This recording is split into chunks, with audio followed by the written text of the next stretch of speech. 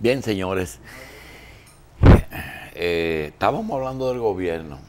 Y resulta, tenemos un invitado. No, estábamos hablando del gobierno y quiero decir que el gobierno dominicano tiene el privilegio de contar con dos grandes otorrinolaringólogos. A pesar de que la otorrinolaringología es una especialidad élite, que a veces te dicen, yo no cojo seguro, dos de ellos trabajan para el gobierno. Uno es el doctor Dalbert Polanco, que es un gran otorrino, y el otro es el doctor Freddy Ferreras, que está dándole una manito al gobierno. Él no trabaja para el gobierno, pero le da una manito al gobierno en cuanto a advertirle a la población sobre el problema de los ruidos y la importancia. Hay que decirle al doctor Julio Jacín que la Sociedad Dominicana de Otorrinolaringología tiene por lo menos, ¿cuánto? 25, 30 miembros. No, ya llegamos a 105 miembros. Entonces, aquí hay muchos buenos otorrinos. Claro, la otorrino de hoy no es la otorrino de hace 20 años, a la que nosotros nos acostumbramos, ¿verdad? Aquellos hermanos, ¿cómo se llama? Babaré y Álvarez Pereira. Sí. Sino que eso ha evolucionado mucho. Otorrino va de trasplante, de implante de cóclea. Juan Díaz. Porque antes hacían ojos también, ¿usted lo sabía, doctor? Sí, yo conocí algunos, ya quedan muy pocos, pero el otorrino se fue desarrollando en el país, precisamente con la venida del doctor Peguero, en los años 80, la otorrino da un cambio. Peguero y Paulino. La otorrino da un cambio y realmente se moderniza, y agregamos entonces lo que era el tratamiento de la patología de cabeza y cuello, los cánceres y eso, pero ya como dice el doctor Hanna, y buenos días primero, el otorrino ha dado un cambio de 360 grados. Mira, la otorrino en Estados Unidos es una especialidad sumamente competitiva. De cada 10 hospitales, uno puede tener una residencia de otorrinolaringología. Y esa residencia generalmente se le otorga a médicos americanos graduados que ya tienen 5 o 6 años, cirujanos que quieren ser otorrino, a recién graduados norteamericanos. Y cuando ese cupo se llena, entonces pueden ser... Usted habló de norteamericanos 2 veces, ¿por qué? Porque hay norteamericanos que se gradúan, hacen su ejercicio en práctica privada por unos años, se hacen de unos dinero. Pero es excluyente. No, es que son raras las residencias de otorrino. No es como la de medicina interna o de cardiología o de neurología, que todos los hospitales tienen una buena Freddy, ¿qué tiene de encanto al otorrino que es tan excluyente? Es que el otorrino es la que trata todos los problemas de la relación del hombre con el hombre. Los sentidos, los sentidos. Los sentidos están muy ligados con el ejercicio del otorrino. Entonces, eso lo hace... Así que el oído es la audición, el olfato, el olfato y el sabor, y el gusto. Y la voz. La voz. La laringe. Y de manera indirecta incluso también la visión.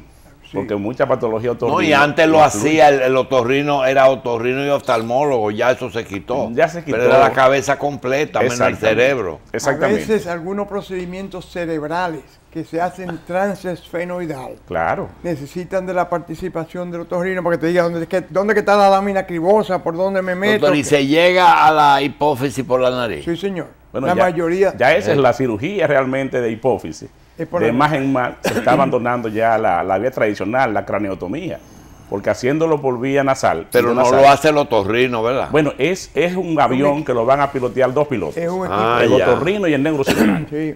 O sea que van a partes iguales, la misma responsabilidad, y cada uno hace su parte. Usted es el jefe de servicio de otorrino del Gautier. Así es, yo soy el jefe de servicio. ¿Y usted se entrenó en el Gautier? Yo me entrené en el Gautier. Con Manfredo Mur Montesanos y con el doctor Peguero. Con el doctor Peguero, la doctora Aide Wagner, el doctor Ángel Redondo. Aide Wagner. Sí, murió hace unos años, Ángel Redondo. Ángel Redondo ya falleció. Ya falleció. Ellos fueron los profesores míos. Y Aide. Aide también. Bien. Doctor, ¿qué importancia tiene, vamos a hablar de un sentido, de la campaña antirruido? Bueno, la importancia, yo creo que nosotros tenemos una responsabilidad, primero como profesionales, después como seres humanos, y tenemos que advertirle a la población el efecto que tiene la exposición a ruidos. Cuando hablamos de ruidos nos referimos básicamente a sonidos que estén por encima de una cantidad de decibeles que puede ser adecuado para manejar el oído, y que por encima de esa cantidad de decibeles pues ya va haciendo un daño. que puede ser un daño inmediato, como ocurre cuando uno se expone a un ruido muy fuerte, a una explosión, por ejemplo, o puede ser un daño, y este es el problema, que va ocurriendo de manera paulatina. Y es lo que vemos sobre todo en los jóvenes. Los jóvenes que hoy tienen 30 años, tienen 20 años usando toda clase de aparatos que se lo ponen en el oído directamente y no tienen conciencia del daño que se están creando. La generación nuestra, estoy hablando del doctor Jacín, que tiene 80 años, sufrió mucho los odontólogos con la maquinita. Sufrieron mucho de tinitos y ruidos en el oído y pérdida de la audición, ¿verdad? Que ya eso no se ve. No, ya se han modernizado también estos implementos, pero tenemos una sociedad, nosotros, el dominicano de por sí, es muy bullanguero, muy extrovertido. Y muy sordo también. Bueno, parece que nosotros acostumbramos a hablar harto, pero también tenemos una ciudad muy ruidosa. Las ciudades del país, las modernas, son muy ruidosas. Eso se mide en unidades que se llaman decibeles. En decibeles. ¿Cuántos decibeles son sanos? ¿Cuántos son perjudiciales? Me parece que es una función de Estado, no de otorrinos. Así es. Pero el otorrino puede orientar al Estado de cómo se maneja eso. Bueno, para que usted vea, hay estándares que establecen que por encima de 85 decibeles ya puede ser dañino para el oído, sobre todo cuando usted se expone de manera continua y sobre todo en un ambiente inadecuado. 85 decibeles. Cuando nosotros estamos hablando como hablamos ahora, ¿cuántos decibeles hay? Estamos alrededor de 50 decibeles. 50. Sí, 50 decibeles. Cuando, por ejemplo, una turbina de un avión llega a los 110, 120 decibeles. O sea que los que trabajan, por ejemplo, en la rampa, en el aeropuerto... ¿Qué es lo que más ruido produce? Yo diría que aquí, entre nosotros, estas discotecas ambulantes que tenemos, cuando digo discotecas ambulantes, ustedes saben que durante las campañas electorales... Las peinadoras y todas esas cosas que se han inventado, las discolay. ¿Por qué se llaman peinadoras? ¿Por Jacinto Peinado? Por peinado, sí. Doctor, en el caso de lo que está preguntando el doctor Hanna, ¿cada persona tiene un umbral? Sí, es así. Cada persona tiene un umbral y usted ve que hay personas que cierto nivel de ruido ya le molesta. El peor es el Play, el estadio Juan Marichal. Ese es el peor de todos los lugares. Es más, cuando yo voy me pongo 2 tapones. Sí, sí, sí. Realmente yo lo que quiero ver juego, no oír toda pendejada que nosotros, ahí. Una vez Dalver y yo hace creo que 2 años o 3 nos acercamos a la liga. Incluso hablamos con el presidente y con todos los... Con Leo Matos. Con Leo Matos y con los dueños de equipos. Y les hicimos entender que había que bajar un poco el nivel de ruido en el Play. Porque es un lugar donde se reúnen 12,000 personas en un momento determinado. Y ya ustedes saben lo que se produce allí. Además del ruido propio de 16,000 personas haciendo alarde de su fanaticada, el ruido que generan los instrumentos, las bocinas, los instrumentos. O sea, tú no puedes hablar. Eso es una locura. Claro, tú vas al Play con una familia, con un amigo y tú no puedes hablar, tienes que vocear para poder entenderte. El mismo Félix de Sena nos dice que mucha gente se aleja del Play y se queda en su casa por el ruido mismo. Es así. Doctor, ¿hay alguna, existe la posibilidad de que por la exposición constante al ruido lleguen a dejarse de escuchar algunas frecuencias? Es decir, que se pierda la capacidad de que algunos sonidos dejen de ser perceptibles para una persona que esté afectada por esa situación. Porque escuchar y oír no es lo mismo. Verdaderamente. Oír, ok, sí, y ayudar a comprensión. Exacto. El oír tú puedes escuchar, el comprender es algo muy diferente. Precisamente. Escuchar, oír y comprender no es lo mismo. Pero se puede dejar de oír algunos sonidos. Sí, claro. ¿Existen algunos casos o en qué circunstancias eso ocurre? Dejar de oír cosas. Lo primero que tú haces cuando te expones a mucho ruido es que pierde la percepción de los sonidos finos, lo que llamamos los sonidos agudos, que es lo que le da claridad al mensaje. O sea, te voy a poner un ejemplo muy sencillo. Tú ves las bocinas que usábamos antes en las casas, ¿verdad? Que tienen una bocina grande tiene 3 huecos. Sí. Hay una bien grande, eso recoge los sonidos bajos, los sonidos gruesos, ¿verdad? Julio. Hay una bien pequeña, que es la última, que recoge los sonidos finos, que le llamamos Twitter. Y la otra, los sonidos medios. Sí. Entonces, cuando uno se expone a ruido, lo que pierde es como si fuera la bocina del Twitter. Entonces pierde los sonidos hartos. Doctor, usted tomó algo que yo inclusive es una consulta en el aire. La familia mía por parte de padre Son sordos. tiene la proclividad, después de los 40, de disminuir su audición. Sí. Dentro de lo que estoy yo. La pregunta es, ¿por qué se disminuye en una de las dos? Es decir, puede ser que yo escuche los agudos, pero en los otros soy prácticamente nulo. ¿Qué es lo que pasa en el oído interno? Bueno, La autoesclerosis es congénita o es congénita y es y es hereditaria. familiar. Es hereditaria y más frecuente en las personas de raza blanca. O sea, nosotros, Y de origen árabe. de origen árabe y también, bueno, de origen español, árabe, me imagino Sí, también, mediterráneo. por acá, mediterráneo. Pero tiene solución. Sí, tiene solución hoy en día. Una prótesis. Una prótesis de oído, lo que llamamos una prótesis de estapedio, una cirugía. Entonces eso es relativamente posible sencilla. que se desarrolle una sola parte y la otra se quede intacta. Sí, lo que pasa con la autoesclerosis es que hay un endurecimiento. O sea, uno de los huesos del oído medio, se llama estribo, sufre un proceso de... O sea, hay no una variación, hay una especie de reblandecimiento del hueso en una fase, que es lo que llamamos la etapa de otoespongiosis, y luego entonces ese hueso se endurece nuevamente y queda fijo. Bien. O sea, Háblame queda del oído soldado. medio, háblame de esa cadena de huesecitos que constituye el oído medio, que transmite del tímpano adentro. Sí, es así, es una cadena con los tres huesos más pequeños que tenemos en el cuerpo, Yunque. yunque, martillo y estribo. Entonces el martillo está envuelto entre las... Pasate. Sí, se acuerda mucho. ¿Verdad? No, él tiene una memoria que los dos extraordinaria. años La de gente cree que es otra cosa, pero es memoria, doctor. No se asuste. Doctor, ¿una persona puede ejercitarse para recuperar la audición poniendo las cosas más bajitas de la En cuenta?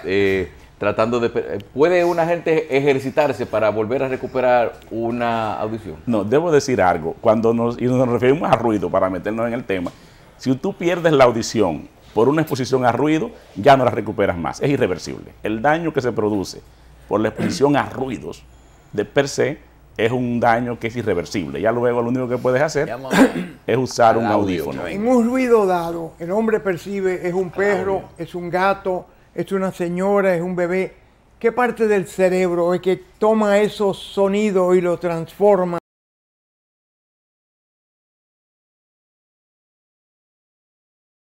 Cerebro Sí, claro. temporal. Sí, ese es el lóbulo temporal. Ahí hay una zona que es la que recibe las ondas sonoras y las clasifica. Entonces, por eso podemos, sin ver a la persona o sin ver el objeto, yo puedo saber cuando suena una campana. El doctor Hanna ha tratado un tema extraordinario que es el otorrino si llega al cerebro. Por ejemplo, en identificación de sonido, que uno sabe sin ver lo que ha ocurrido. Sí. La pregunta es la siguiente. Esas personas que solamente entienden y escuchan lo que le conviene, de otra forma no entienden nada. No sé ¿Hay si- alguna conexión? Sí, claro. Para llegar a esa condición de escuchar todo nada más lo que le conviene, estás hablando es del simplemente gobierno. acceder a un, Nosotros tenemos un problema con ese señor que está ahí. es acceder a un puesto público. Ese Cuando- señor es el audio de aquí del equipo. Y resulta que cuando el señor José Israel Cuello o Machi Constant están sentados en el lugar del doctor Hanna, la gente me llama y me dice, dile a esos señores que hablen duro. Pero esos señores en su juventud eran miembros de unos partidos proscritos Tenían miedo. y tenían que hablar bajito. Oh. Para que no los servicios de inteligencia no lo oyeran. Entonces ellos quieren que el audio de aquí, que es ese señor, le suba ¿cómo se llama? El volumen. El volumen. ¿Tiene el cuerpo condiciones de subir determinados sonidos o eso es un estándar? No. Yo creo Es un estándar. Tú puedes Pero- subir el micrófono de cada quien individualmente. No, pero el cerebro hace el ajuste. doctor. ¿Qué hace? El cerebro hace el ajuste. Hace el ajuste. El cerebro es una maravilla. El que hizo el cerebro sabe lo que estaba haciendo. No, eso es definitivo. Háblame del ruido, del tinnitus, del zumbido de oído que tanto ¿Qué es mortifica. tinnitus? Que usted ha dicho 2 veces. Señores que saben. El tinnitus Un pito en el oído. es un sonido que lo escuchamos dentro de nuestra cabeza, vamos a decir, sin que haya de por medio un ruido que lo produzca, un sonido que lo produzca. O sea, normalmente el oído responde, ¿verdad?, a la emisión de un sonido. Ese sonido provoca primero una movilización de la cadena de huesos del oído medio y esa energía produce un movimiento mecánico que luego, al llegar al oído interno, se transforma en un movimiento eléctrico, en una constante eléctrica. Bien, Entonces, son muchas las preguntas. Pero hay un vértigo, No, que él te- quiere hablarme de vértigo. No, laringólogo, porque le hemos llevado el programa un poquitito atropellado. Pero eso es debido a que la especialidad de él produce muchas preguntas, produce muchas interrogantes y sobre todo desnaturaliza la razón por la que él ha estado con nosotros. Doctor, hay constancia de que los dominicanos producimos más ruidos de la cuenta y que realmente hay daño orgánico en el dominicano como un producto de ruido, aunque le guste el ruido. Hay un factor educacional en eso. Yo pienso que sí, hay un factor educacional y de idiosincrasia. O sea, los dominicanos somos muy espontáneos y somos muy expresivos. Normalmente hablamos alto, normalmente nos expresamos, hablamos con las manos, en fin, tenemos esa característica. Ahora, ese ruido... Fuera de la isla misma, ¿qué es un dominicano? Donde quiera que tú vas, y usted vivió fuera y todos ustedes, y uno ve que el dominicano se distingue. Y cuando uno vive en países ya un poquito más alejados, creo que habemos 3 nacionalidades que más o menos nos parecemos. Tú eres en la misma dominicano. forma. ¿Sí? Sí. Y sobre ¿Tú lo todo ves? si tiene una quemadura en la pierna izquierda del motor. del motor. Motón. Entonces, No, pero en la forma de hablar y de gesticular tú te das Y cuenta. las mujeres caminando se conocen si son También, dominicanas. también el movimiento De la gracioso, cadera natural de la cadera. mujer dominicana es Sí, sí, sí. lateral. Parece que es la liga que nosotros tenemos. La mamá le enseña. Exacto. No, y la liga, eso es algo que viene natural. Ay, La liga que tenemos de razas, pues nos ayuda. Pero realmente hay daño constatado de que el ruido nos está haciendo daño. Sí, claro que sí, doctor, eso se ha estudiado muchísimo. hay tanta liga de raza que hay gente que dice que nosotros somos ensamblados en República Dominicana. Porque trajeron un turco y Sí. buscaron una suana y lo pusieron ahí, entonces hicieron Pero un... hablar duro y compitiendo con, demostrando de que ha estado en un ambiente que ha competido con el ruido, eso es un rasgo característico dominicano entonces. Bueno, parece que viene también parte del paquete. El dominicano habla muy alto, habla duro, y en una discusión cree que hablando duro va a El tener la que se razón. gana. El que se gana es el que habla más duro, el que puede decir cosas más altas y eso. A los otorrinos van por problemas de tipo alérgico, congestión, sinusitis, rinitis, Sí. problemas de la audición, dolor de oído, sonidos y vértigo. Por lo menos vértigo, el que ha tenido vértigo sabe que eso es una sensación ominosa de que algo grande te va a pasar. Sí, la gente No, con tú un nunca lo has vértigo- tenido, pero el que lo ha tenido sabe que me estoy cayendo, que el mundo se me está yendo. ¿Qué es el vértigo? El vértigo es una alucinación. Vértigo como tal, porque el desequilibrio viene de varias maneras. Pero el vértigo es cuando sentimos que estamos dando vuelta nosotros en torno al entorno, valga la redundancia, o que el entorno está dando vuelta alrededor de uno. Eso es el vértigo. ¿Todo el vértigo es siempre horizontal o hay vértigo vertical como, Sí, puede haber como vértigo. la maquinita de juego? Sí, el vértigo horizontal es básicamente cuando la afectación está en el oído interno o en el nervio. Pero puede haber también un vértigo que ya no es horizontal, sino que puede ser rotatorio, puede ser incluso vertical, cuando el daño está en el cerebro. Bien, vértigo o mareíto. Oído, problema de visión o problema de hipertensión. ¿Cómo se diferencian? Porque a veces el cardiólogo te pregunta, ¿te dan mareíto? ¿Por Sí. qué la presión alta da mareitos? Y sobre O todo la presión baja. La presión baja, sobre todo, porque se altera la irrigación ¿De dónde? de todo el cuerpo, pero también se altera la Del irrigación del cerebro. Y la visión, ¿qué mareíto te puede dar? Porque acuérdese que son 3 los órganos que nos permiten estar orientados. Sí. El principal es, o sea, la visión nos permite ver el entorno. Entonces, si yo pierdo la visión, ya yo pierdo una información valiosa para que mi cerebro se oriente. Entonces, por eso es que las personas que son ciegas, usted ve que tienen siempre un ángulo de cámara para caminar, caminan con las piernas más abiertas. Y normalmente cuando están incluso en reposo, tienen un balanceo, hacen esto. ¿Y el equilibrio quién lo proporciona? Son información que llega por 3 vías. La primera es la vía visual. La segunda son las terminaciones nerviosas de los lugares donde apoyamos. La planta de los pies, el cuello y la cintura escapular y Y en tercer lugar, la más importante es la del oído interno. Y la fosa posterior, doctor. Sí, Cerebelo. Sí, pero ya eso es en el cerebro, ya eso ya es la parte central. Pero la parte, el cerebro lo que hace es que integra todo esto porque pasa por el cerebelo. Y en el llega al mismo oído, ¿cuál es el problema? Cuando uno, la diferencia, porque el doctor dice que hay un zumbido, hay un tilín, un ruidito. ¿Cuál es la diferencia de los ruidos del oído? ¿Qué cosa produce ruido en el oído? Bueno, una de las principales causas de los ruidos en el oído precisamente es la exposición a ruidos fuertes.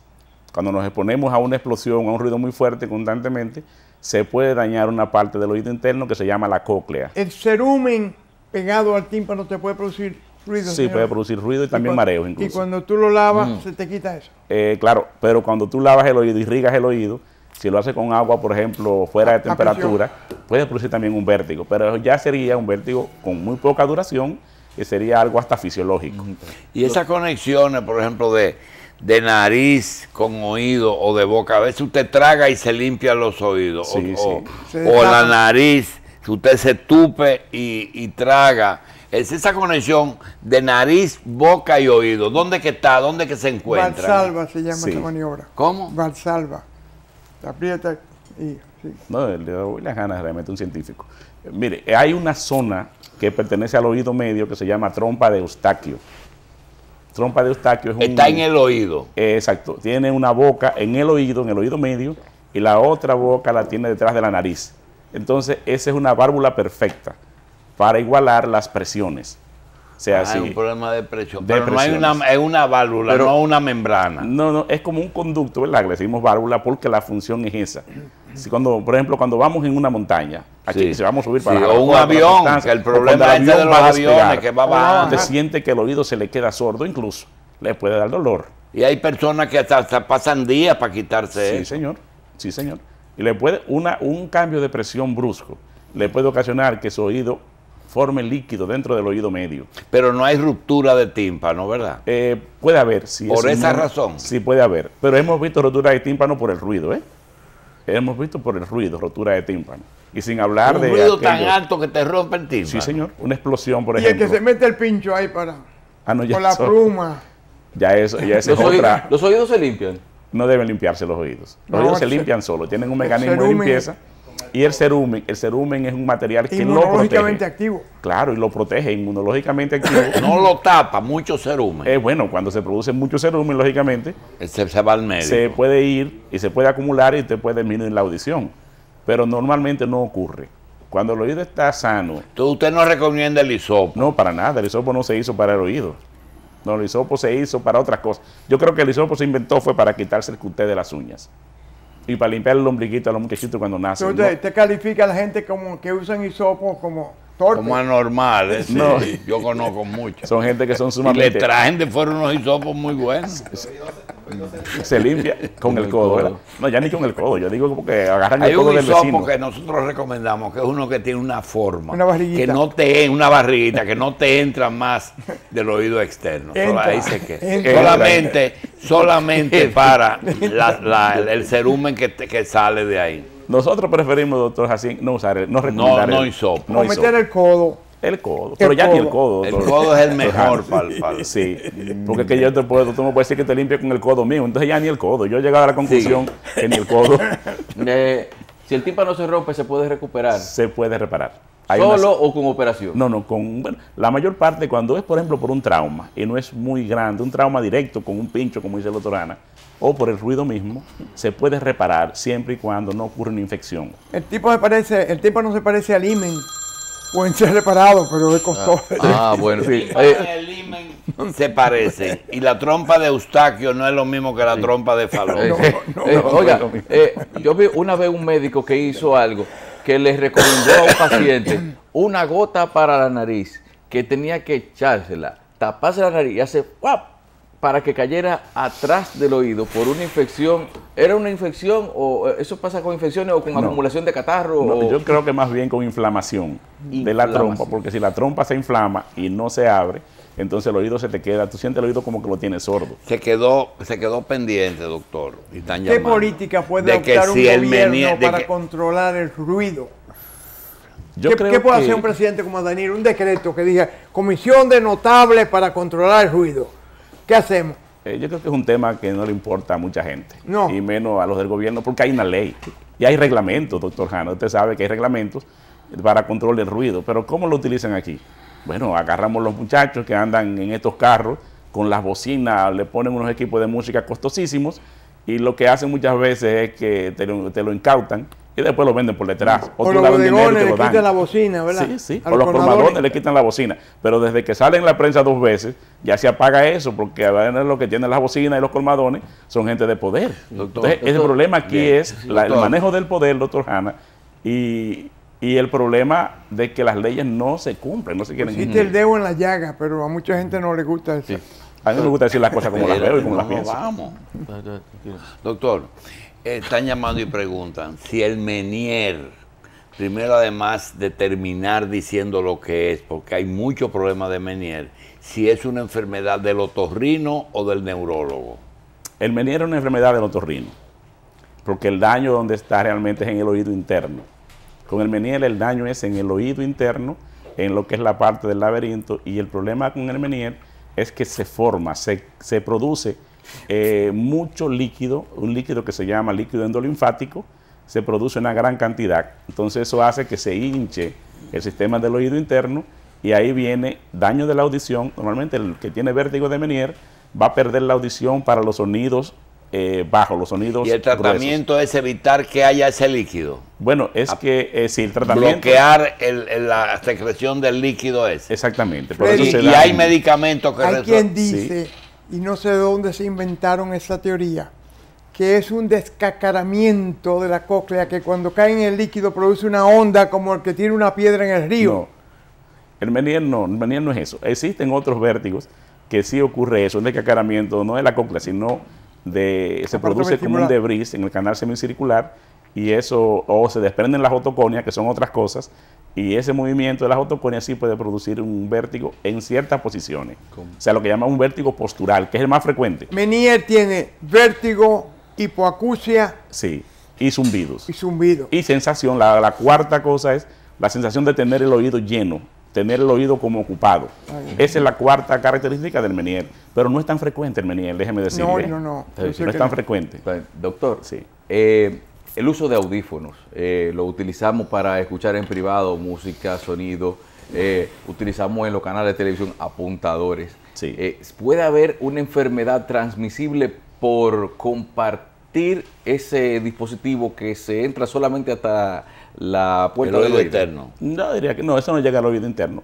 Yo diría que no es tan, a menos que tú no tengas una infección franca, que tenga, por ejemplo, pus, secreción purulenta, y tú te lo pones, y otras personas se lo ponen sin limpiarlo, le puede causar.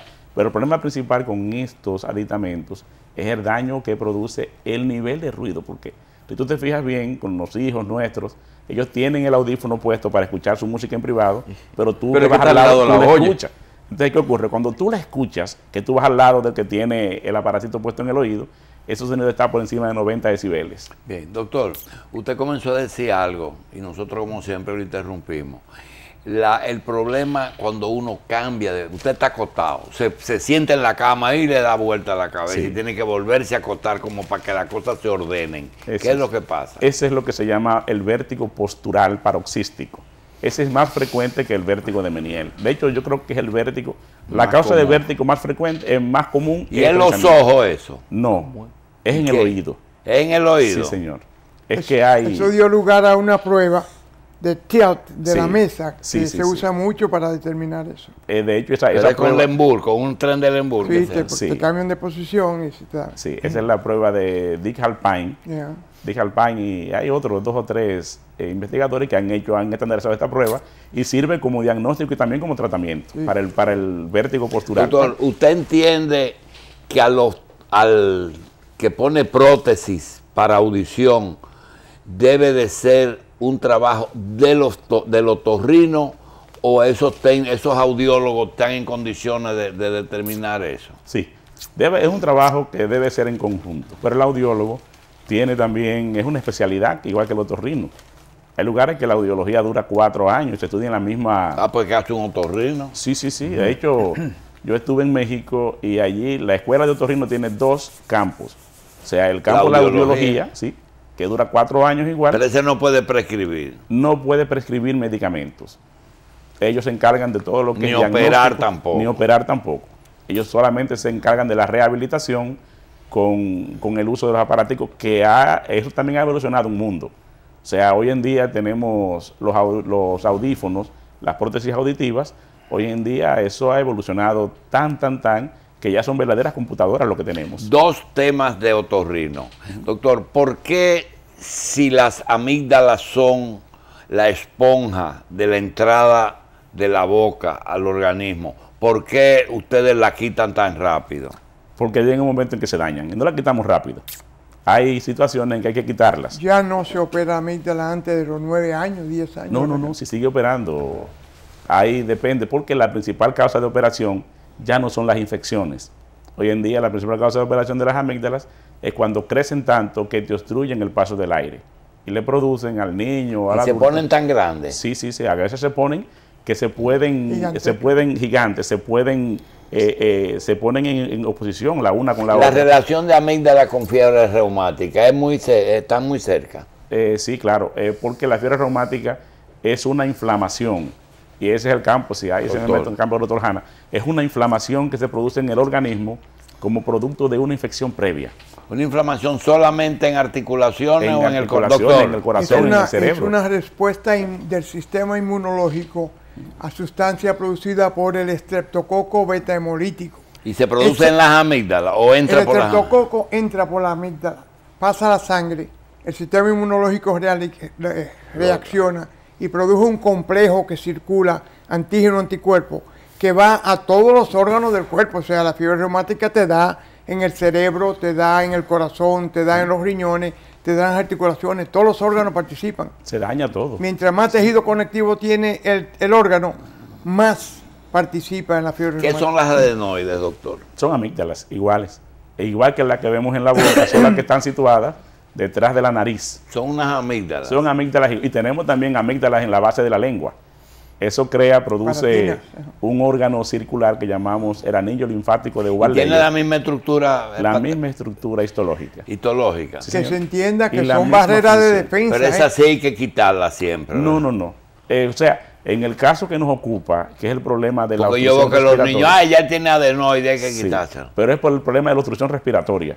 O sea, cuando tenemos una apnea del sueño, que se ha comprobado que si usted no respira bien, durante la noche no descansa e incluso interfiere con su aprendizaje. Claro. En los niños, e incluso interfiere hasta con la propia forma de la cara. Los niños que respiran por la boca. Y con el tono de voz. Con el tono de voz, la cara se le deforma. Doctor, la boca tiene 2 especialistas, el odontólogo y el otorrino. ¿Hasta dónde ustedes tienen autorización de meterse, bajando un poquito?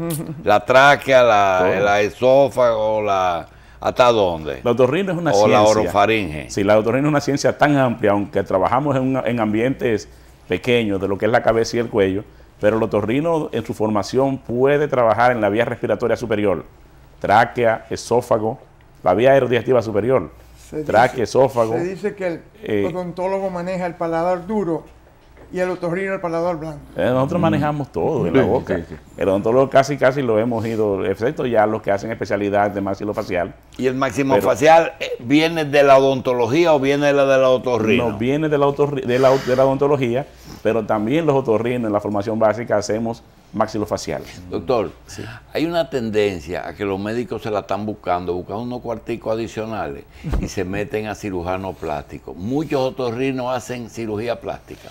También hay una parte de la cirugía plástica que el otorrino se puede entrenar, pero en el entrenamiento básico, debo aclarar esto, doctor Jacín. El entrenamiento básico del otorrino implica también saber manejar lo que es la nariz cuando está obstruida. Si tenemos una desviación del septum nasal, pues podemos resolverla nosotros. Si tenemos una hipertrofia, un aumento de tamaño de los cornetes, que causa dificultad para respirar, lo podemos resolver nosotros desde el punto de vista quirúrgico. Ahora, si yo hago un entrenamiento, como hay algunos médicos que sí tienen entrenamiento, ya podemos trabajar entonces la parte estética de la nariz, la parte estética de los ojos. Incluso hay otorrinos que se entrenan y trabajan la parte estética de la cara, Bien. porque es la rigidetomía. Tenemos muchas cosas, inclusive hay una llamada de alguien, me dice que él va a visitar a un amigo. Bien, señores, seguimos hablando con el doctor Freddy Ferreira. Ferreras. Y ¿Ferrera o Ferreira? No, Ferreras. Ferreras. Ferreras del Sur. Doctor, en el caso de ¿De dónde en el sur? Yo soy oriundo de Neiva, de un pueblito maravilloso llamado Villajaragua. Cabral, De los Villajaragua. Erasmus, tú eres. Sí, claro. Y hablan cantadito. Villajaragua. Sí. Yo tengo familia de Villajaragua. Ajá. Bien, sí, Ah, Pérez sí. Cueva. Claro, claro. Bien, Y doctor, Wilson. volviendo al tema, Pues tú y yo somos primos. le quiero preguntar, ¿las cuerdas vocales son de su incumbencia? Sí, sí, sí. Las cuerdas vocales son de la incumbencia del otorrino. Hasta ahí llega el Cuando te dicen a ti, yo tengo unas callosidades en las cuerdas, ¿de qué te están hablando? Hay diferentes, pero son pequeños tumorcitos que nacen en las cuerdas y que pueden venir por muchas causas. Hoy en día, o sea, el mal uso de la voz tiene relación con el sonido, ¿verdad? Tenemos que levantar mucho la voz. Yo puedo producirme un callo, o sea, una nodulación dura, que es lo que llamamos nódulo laríngeo. Pero puede haber también una lesión de tipo alérgica, que son alérgica e inflamatoria, que son los pólipos, pero también están los tumores malignos. Y hoy en día hay una asociación. Muchos tumores malignos de cuerdas vocales. Sí, muchos. Nosotros en el servicio que yo dirijo allí, que dirige el doctor Peguero, nosotros nos distinguimos porque somos los que tratamos principalmente esa patología maligna. Y tenemos todas las semanas. Yo voy de aquí ahora a operar un cáncer de ¿Y qué la se le hace, doctor? ¿Un vaciamiento ganglionar? Hay que hacer vaciamiento ganglionar y en muchas ocasiones hay que hacer laringectomía total. Bien, son los doctor. pacientes que hablan. Doctor, que ¿qué es respiran una por traqueotomía? La traqueotomía es un procedimiento que hacemos en casos de emergencia. ¿Es transitoria? Puede ser transitoria o puede ser permanente, dependiendo la causa. ¿Es es un muy agujero difícil. dónde? Un agujero que hacemos en la tráquea, introducimos En la piel hasta la tráquea. hasta la tráquea, pero Dios es muy perfecto. E hizo la tráquea debajito de la piel, La hizo muy cerquita. cerca, que cualquiera puede hacer la traqueotomía. Y no hay posibilidad, metiendo esa pieza en la tráquea, de perforarle el esófago. Sí, claro. Sí, hay una Si posibilidad. están las dos ahí. Sí, porque una está detrás de la otra. El O sea, esófago está queda detrás de la de la tráquea. tráquea. Y la pared entre los dos es una pared que divide el esófago y la tráquea, pues es una pared que no es rígida, es una membrana. Entonces, haciendo una traqueotomía, sobre todo alguien que no tenga el entrenamiento, pues puede penetrar a través de la tráquea, puede penetrar en el esófago y ocasionar entonces una fístula traqueoesofágica que son bien terribles. Esos niños que juegan con cosas grandes, que no bajan la tráquea o el esófago, ¿el otorrino es que debe verlo o el que hace neumología? El que esté primero, más cerca. Pero Dime. el otorrino y el neumólogo que hace endoscopía lo pueden tratar, pero a veces no da chance. ¿Ustedes hacen endoscopía? Sí, La paroscopía no es necesario porque todo lo pueden ver, ¿verdad? lo podemos ver todo. Ustedes todo está a la vista. Sí, ya hoy en día el otorrino es básicamente endoscópica. Ya la sinusitis, por ejemplo, que se operaba antes, en el tiempo en que usted sí trabajaba como médico, eso se operaba al ojo por ciento, abríamos unos orificios en la cara y todo lo demás. Ya hoy en día todo lo hacemos a través de la endoscopía. Doctor, si una fuente de ingresos es la cirugía plástica, ¿por qué los otorrinos no hacen nariz, tabique de nariz, labios, la misma oreja? Yo vi el otro día una oreja arriba de un ratón, vi que...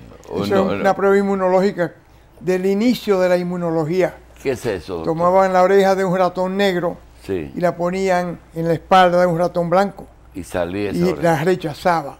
Pero si era el mismo tipo de ratón, la aceptaba. O sea, era una prueba Y de se prendía. compatibilidad. Doctor, ¿por qué ustedes no hacen un poquito de cirugía Sí, plástica? sí La hacemos. Sí hacemos cirugía plástica. Porque yo entiendo que un otorrino puede romper mejor un tabique de nariz que un cirujano plástico. Sí, definitivamente es así. O sea, nosotros hacemos la cirugía. Yo recomendaría que si se va a operar de la nariz, O una nariz de frononó, que todavía yo no sé lo que es. Pero, oiga, pero hay algunas operaciones, hay algunas rinoplastías que uno siente a veces duda de que si la gente que la tiene hecha puede respirar bien. Se da el caso también de que de esas operaciones que pueden obstaculizar el funcionamiento correcto de la respiración. Sí. Por eso yo les decía que si te vas a operar una rinoplastía, preferiblemente que te opere un otorrino, porque el otorrino nunca te va a dejar sin respiración. O sea, cuando tú te operas nada más para el aspecto, para la belleza, te opera la nariz, te puede trastornar lo que es la parte funcional, las válvulas internas de la nariz, que tal vez el cirujano plástico convencional no la tiene mucho en de los cuenta. cornetes. Todo el personal de la revista le quiere preguntar, ¿por qué cuando Félix de Sena habla todos tenemos que callarnos?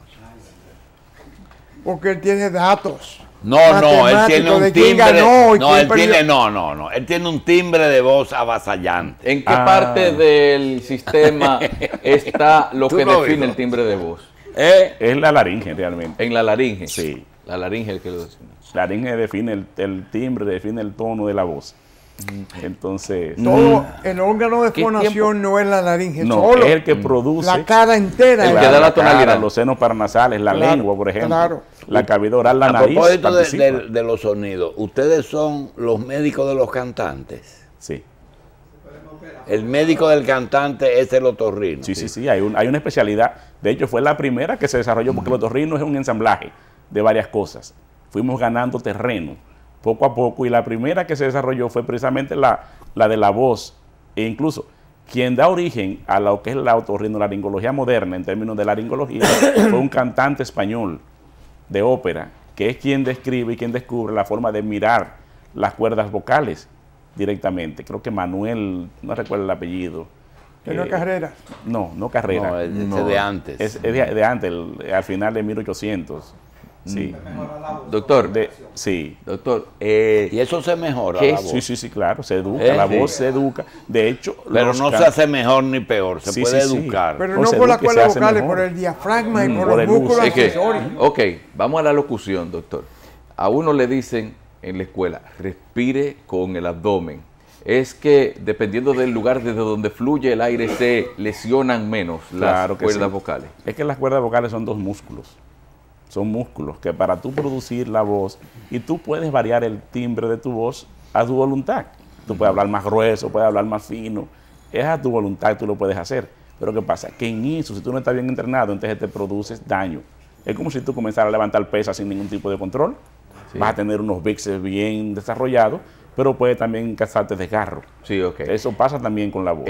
Y otra cosa, médicamente recomendado, ¿cuál es el tiempo máximo que una persona puede estar hablando continuamente? Es decir, hay gente que por el trabajo que le toca hacer, tiene que estar mucho tiempo hablando. ¿Cuál es la recomendación suya? No, la recomendación es saber hacer las pausas. O sea, nosotros tenemos, cuando tú hablas, acuérdate que tú no estás respirando.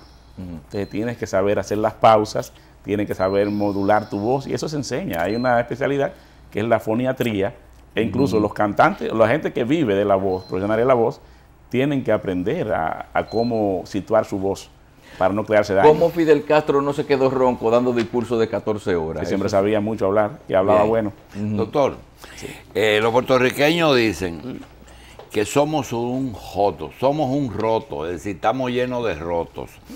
El ano, el uréter y la vagina son de los Países Bajos. Ahora, los ojos, el oído, la boca y la nariz, ¿realmente penetran, son invasivos al cuerpo, o hay algunos de esos lugares que no llegan más allá? Por ejemplo, el ojo. ¿Cómo se comunica el ojo anatómicamente con el cerebro? A través del nervio. Pero el nervio no está expuesto. Sin embargo, si tú entras por la boca, tú llegas a las cuerdas vocales, llega al estómago. El ojo es una extensión del cerebro. Es una extensión del cerebro.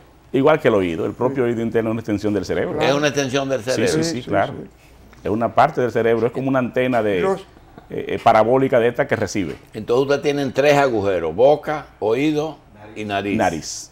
Bien. Los órganos que se comunican con el exterior, tracto gastrointestinal, tracto respiratorio, genitourinario, son órganos que inmunológicamente inclusive se comportan diferente que los órganos que no se comunican con el exterior.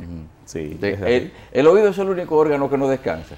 Sí, los ojos se cierran, la boca se calla, la nariz se queda. Bueno, ese es el único órgano que siempre, por su naturaleza mecánica. Sí, es así. El oído uno puede escuchar incluso medio dormido, uno puede escuchar. Bien. Doctor, de las enfermedades de la nariz, ¿cuál es la más común que va al consultorio? En las alergias. La rinitis alérgica y todo lo que conlleva. Y la gente confunde muchas veces, incluso los médicos confunden muchas veces. Cuando estamos obstruidos, producto de un problema alérgico, la gente desde que tú te obstruyes, te duele un poco la cabeza y tiene un poco de moco, dice que tiene una sinusitis. Sí. Y no es tampoco tan frecuente así, es más la rinitis.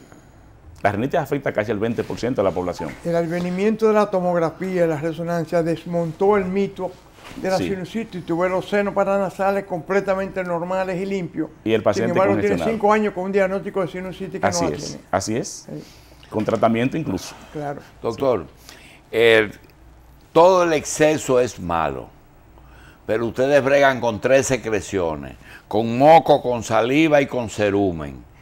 ¿Cuándo eso le llama la atención al médico? ¿Por la cantidad o eso no? Por ejemplo, el moco no debe existir. Sí, claro. El moco, sin el moco, la vía respiratoria no funciona. El moco es un elemento de defensa sumamente importante. ¿Y el moco es toda la vía respiratoria o solamente la parte alta? No, toda la vía respiratoria, desde la punta de la nariz hasta los pulmones. Igual también que la vía digestiva tiene también su propia secreción. Y el génito urinario tiene también, su moco que lo protege, que tiene inmunoglobulinas especiales para eso. Es así. La saliva, producimos casi un 1,5 litros de saliva todos los días y uno no se da cuenta. Ahora, si usted deja de producir saliva, usted se va a dar cuenta que no puede ni comer. Así mismo. No siente el sabor de las cosas. ¿Y el exceso de salivación o la falta de saliva, cuál es el origen? Tiene origen diversos. ¿Siempre en la boca? Sí, claro, porque la saliva se produce alrededor de la boca. O sea, tenemos unas glándulas especiales, son las glándulas salivales, que son las encargadas de producir 1,5 litros de saliva todos los días. Doctor, usted va a tener que hacer un programa todos los días porque las preguntas son muchas. Hay una enfermedad que produce sequedad de los ojos, sequedad de la boca, sequedad gastrointestinal, sequedad de la vagina, que es el síndrome de Sjögren's. Doctor, la última pregunta, por lo menos por la parte mía. El tema del mal olor o mal sabor en la boca, que la gente se queja tanto, ¿es de origen estomacal o es de origen de las caries o hay algo especial en la lengua? ¿Qué produce? Y tiene un nombre. La halitosis. Halitosis, que es el olor desagradable que produce una persona hacia afuera y que a veces no se da cuenta que la tiene. Sí. Bueno, en mis vivencias la principal causa son problemas gastrointestinales. Vemos muy frecuentemente el problema del reflujo, que casi todos los pacientes, la gente de clase media, hoy en día está teniendo reflujo. Sobre todo cuando va acompañado de Helicobacter pylori. El Helicobacter pylori y los hábitos alimenticios. Claro. Hay alimentos que te pueden producir halitosis. Hay mucha gente que se sopla la mano y después pretende olerla y no la puede oler. O sea, no es un olor que tú puedes transmitir. No. Y que sea de origen de la boca, ¿cuáles son? También hay enfermedades.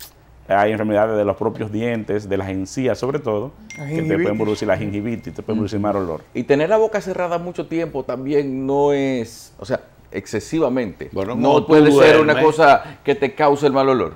Pero no entra moco. No necesariamente, porque si tú estás bien, la producción de saliva incluso ayuda a limpiar. Continuamente la saliva te limpia, la boca.